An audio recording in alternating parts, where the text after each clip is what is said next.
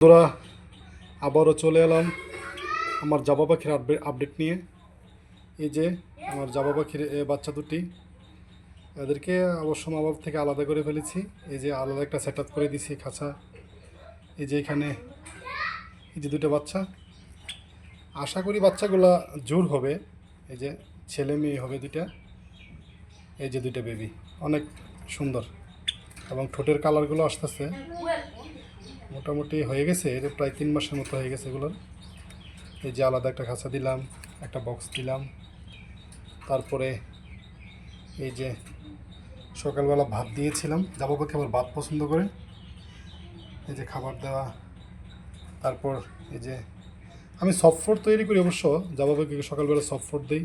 Soft ফুডটা অবশ্য গাজর, ভাত, যে কোনো একটা পাতা, সজনে পাতা আছে, কলমি শাক আছে, তারপরে সাথে একটু ডিমের সাদা অংশ দিই।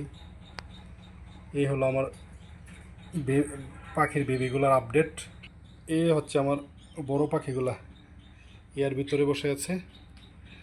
আমি আপনাদের একটু দেখাচ্ছি, ভিতরে নিয়ে দেখাচ্ছি, বাচ্চাগুলো হয়তো দেখা যেতে পারে।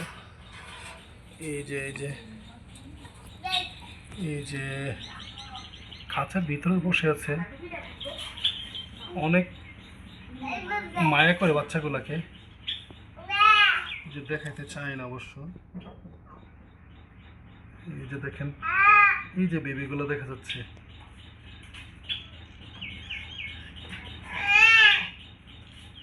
এই যে দুটো পাখি,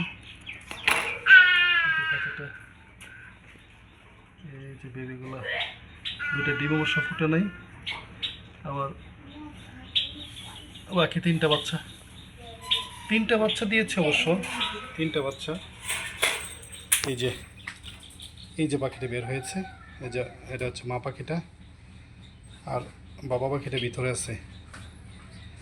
এই যে আপনারা এদিক থেকে দেখা যাবে, এই যে ছাড় দিতে চায় না অবশ্য, ওই যে দেখা যাচ্ছে, বের হয় না।